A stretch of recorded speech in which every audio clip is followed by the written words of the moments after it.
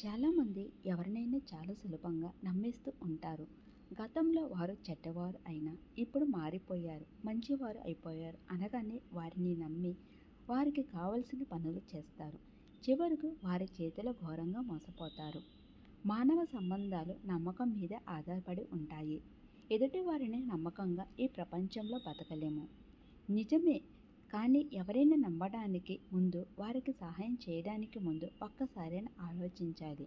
అలా ఆలోచించకపోతే ఈ కథలోని జంతువుల్లా బలైపోతారు. మరి ఆ కథ ఏమిటో తెలుసుకుందామా? అనగనగా ఒక అడవిలో బలమైన సింహం ఉండేది. అది అడవికి రాజు. అందరూ దానిని చూసి భయపడేవారు. అది అడవిలో తనకు నచ్చిన జంతువులను ఏటాడి తినేసేది. చిన్న పెద్ద అనే తేడా ఉండేది కాదు. కంటికి కనిపిస్తే చాలు తనకు ఆహారం చేసుకునేది. అయితే కొంతకాలానికి ఆ సింహం ముసలిది అయిపోయింది. దాని ఒంట్లో బలం తగ్గిపోయింది. మునుపటిలా వేటాడి ఇతర జంతువులను తాను చంపలేదు అనే విషయం సింహానికి బాగా అర్థమైంది. అలా అని ఆకలికి అలమటించి చనిపోవాలని దానికి లేదు. అందుకే బాగా ఆలోచించి ఓ మాస్టర్ ప్లాన్ వేసింది. అడవిలో జంతువులన్నిటికీ ఓ విషయాన్ని తెలియజేసింది.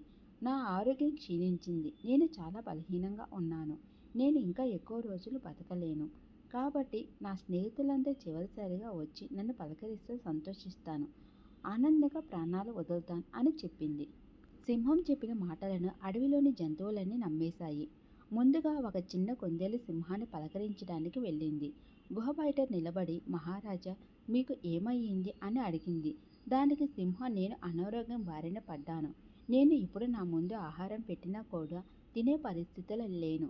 నేను నిన్ను చంపి తింటాను అని నువ్వు భయపడాల్సిన అవసరం లేదు. ధైర్యంగా వచ్చి నన్ను చూసి వెళ్ళు అని చెప్పింది.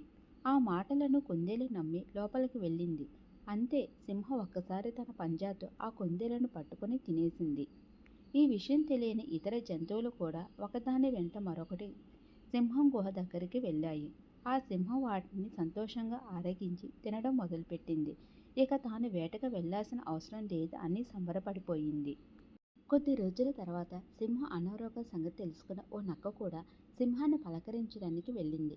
లోపలికి వెళ్లే ముందు నక్క ఒక్కసారిగా ఆ గుహ చుట్టూ పరిశీలనగా చూసింది. చాలా జంతువులు లోపలికి వెళ్ళినట్లు పాదాల గుర్తులు ఉన్నాయి. కానీ బయటకు వెళ్ళినట్టు అడుగుల గుర్తులు లేకపోవడంతో నక్కకు విషయం అర్థమయ్యింది. అయితే లోపలికి వెళ్లకుండా బయట నుంచే సింహాన్ని పిలిచింది. అన్ని జంతువులను నమ్మించినట్లే నక్కకు కూడా మాయమాటలు చెప్పి లోపలికి రమ్మని పిలిచింది. కానీ నక్క లోపలికి వెళ్ళలేదు. ఓ సింహరాజా, నీ ఆరోగ్యం బాగోలేదు విన్నాను. కానీ ఇక్కడ అడుగుల ముద్రలు చూసి ఒక విషయం అర్థమయ్యింది. అందరూ లోపలికి వెళ్ళారు, కానీ ఎవరు తిరిగి